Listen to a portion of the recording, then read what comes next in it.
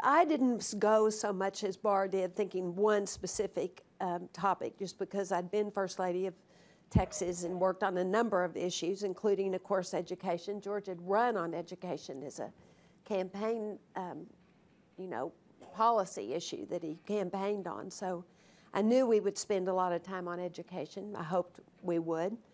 And because I'd started the Texas Book Festival when we were in Austin, it just seemed a natural. And actually, James Billington, the Library of Congress, came straight to me as soon as George was elected. And then the very first day that that we lived there, I walked downstairs and saw Dick Moe, who was the head of the National Trust on Historic Preservation, on his way across the downstairs cross hall toward the West Wing to meet with George. And I told him that I wanted to continue to work on Save America's Treasures, which Hillary Clinton had started when she was First Lady before me, just because of my interest in historical preservation. And so and then I think things just sort of presented themselves. And obviously women's rights and women's issues became very important as everyone in the world really turned to look at Afghanistan and saw how women were treated there.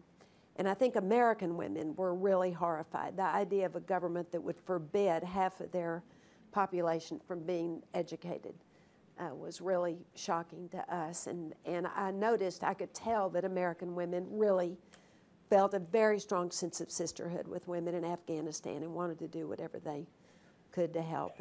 And so, a lot of other things too as well. I wish they'd showed that picture of you with all the Saudi Arabian ladies. Yeah, that was... When you went, they had no idea about cancer and women's...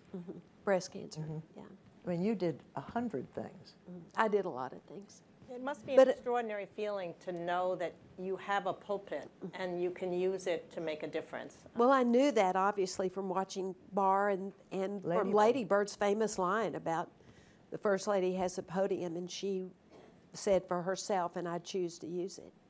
But I don't think you really, you know it intellectually, but you don't maybe really understand it emotionally. When I gave the radio address about the Taliban, and right after that, we were at our ranch when Susan was talking about the photographs when I was giving the radio address, and then I went into Austin, and Jenna was in college, a freshman in college in Austin, and I went in to see her and went shopping with her at a department store, and the women selling the cosmetics said, "Thank you so much for speaking for the women of Afghanistan." And that's really when I understood that people really did listen to the First Lady, and that, they really did hear me.